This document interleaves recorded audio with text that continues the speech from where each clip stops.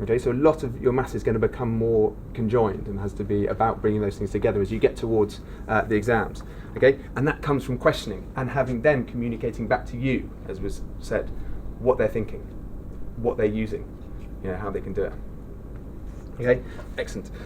Now, the other thing, the more sort of logistical parts of it, are that the assessment and the style of that assessment has changed.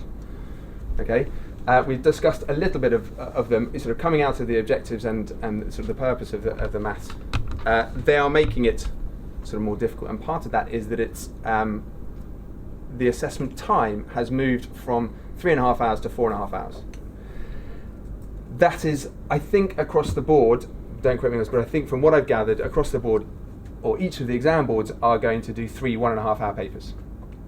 It is now a linear exam, which means it is all examined once at the end of the course. All right, I think we can discuss that in a second. The idea is that in each of those 3 papers, the students are expected to demonstrate a sort of a range of skills. Some of the exam boards are having a non-calculator paper first, some are having a calculator paper as an introduction, and then sort of alternating the other 2.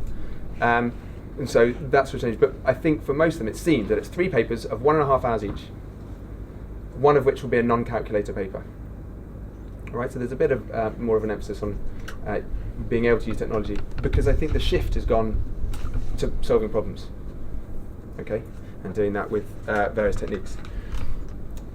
Some of the exam boards are using 80 marks as their standard marks per question. Some are using 100. I think it's OCR who are arguing that 100 is better. They're giving more marks for process and working. Generally, the style of exam is changing such that answers have less of a weight anyway. All right. So the old idea that what people enjoy about maths is that there is one answer is less important, sadly, in this exam, I think, for a lot of people. There is a lot more open questions. There will be reasoning. There will be giving arguments, okay? A lot more marks are given for your communication skills, your setting out of a process or a proof, the working that's being shown, all right? And that, again, is sort of a big change. So, again, what that means for our teaching is building those processes, having those structures and scaffolds that mean that students are used to putting maths on paper as they are writing a paragraph in English. Okay, it must make sense. It needs to be a language of communication. Sort of stylistically, I think one of the pieces of paper on there, which we'll look at the end as part of our discussion, shows how those new marks are going. I think if anyone's seen a mark scheme before, you probably saw B marks, M marks, and A marks before. Okay, they've added P marks and C marks, and we'll discuss what they are. But P marks seem to be for process.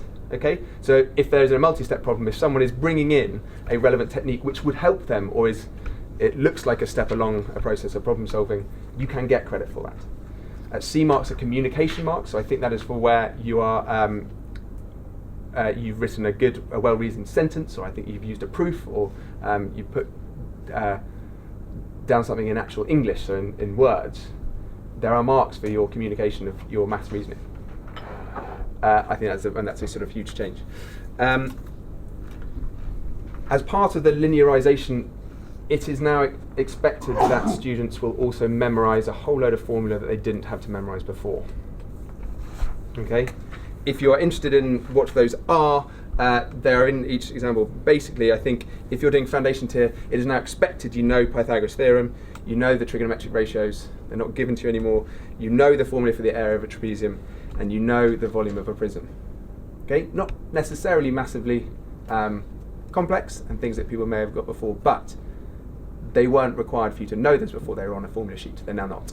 Okay, the formula sheet is slightly different. If you're doing higher tier, you're required to know the quadratic formula, which is wonderful. Lots of students do, but the great thing is it is just complicated enough that plenty of students, if they think they memorise it, will memorise it wrong, because they'll get a negative in the wrong place. They'll put a 4 and a 2 in the opposite places and that kind of thing. Okay, it's now required for you to know that. It is also required if you're going to use the more complex trigonometry, that is in the higher tier GCSE, you need to know the sine rule, the cosine rule, and how to find the area of a triangle using trigonometry. Okay, not common, but now expected to be known. They're not just given. All right, so it is actually required for students to memorise more, which is an interesting shift.